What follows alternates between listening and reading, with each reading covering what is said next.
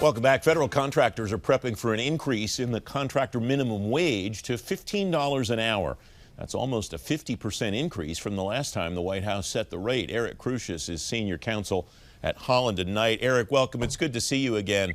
The issue that I guess I'm always interested in when it comes to the minimum wage is how many contractor jobs really get the minimum wage, and how will this influence not just the people who make that, but the people a step or two or three above them? Do we even know that, Eric? Welcome.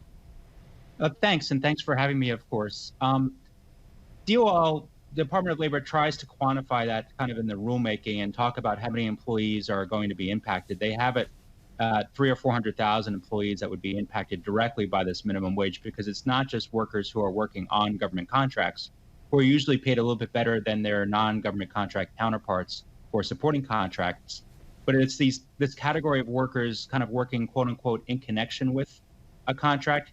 And those are folks who might do billing for a contract. They may work on time records, maybe a security guard in a construction site or something like that.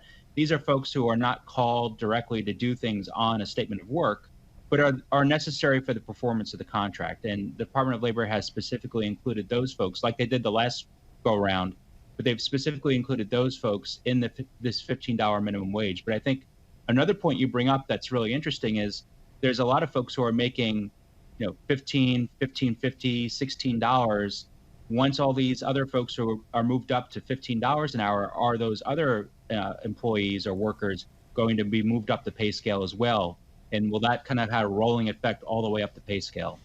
It's interesting, too, that this is happening at the same time that in the private sector, even for mid-level and higher-level workers, white-collar workers as well as blue, companies are saying, we're seeing the mass resignation. We're seeing the churn in the workforce much greater than it's been in years.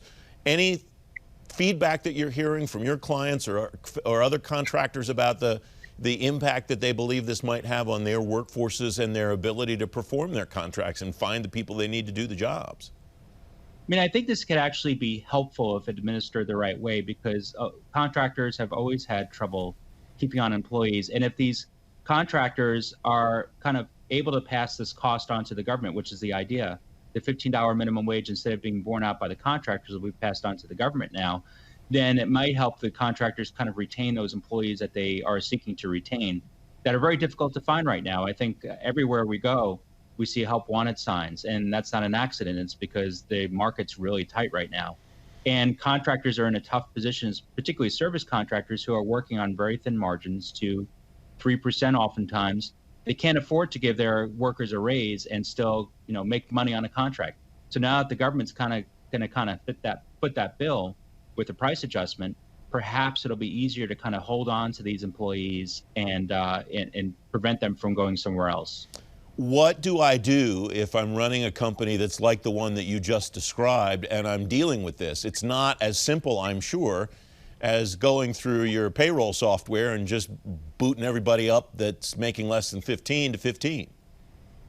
Right, and you hit the nail on the head, because it's really, you have to look at I always say, look to your contract.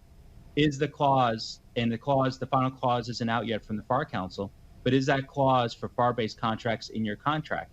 And if it isn't, then you shouldn't pay the $15 minimum wage, because you're not going to get that price adjustment then from the federal government when that time comes. And that's consistent with what DOL has said in the past. You wait till the clause is in your contract. And of course, that creates complications, because if the contracting agency is supposed to put that clause in your contract and fails to do so, they could come in and require the retroactive payment of those back wages.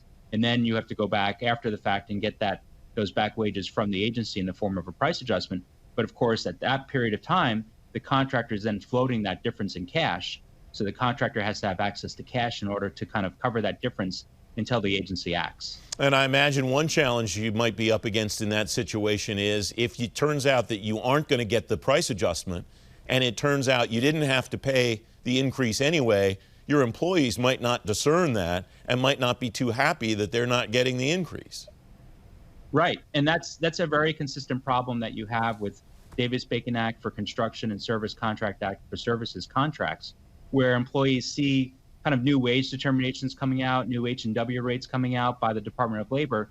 But the fact of the matter is that the contractors are really powerless to do anything until the contracting agency inserts it into their contract, which is usually the next renewal or some significant modification. And sometimes the agency just doesn't do it at that time too, because they forget, or there's an agency policy or whatever it is. And contractors are off, answering the phone from unhappy workers wondering why they didn't get the raise they're supposed to get. And I understand there's, for both sides of that, it's a difficult situation. But the key is communication, where the contractor communicates this new rule to the employees and tells them, we're going to give you this raise as soon as we can. And that's as soon as it's in our contract, the contract that you're working on or in connection with. Eric, in the edition of Government Matters that plays in my head, there's a magic word on every show. The bird comes down like the old Groucho Marx show, and on this show, it would be Davis-Bacon, and you would have gotten the magic word. Thanks very much for coming on. It's great to see you, my friend. My pleasure as always.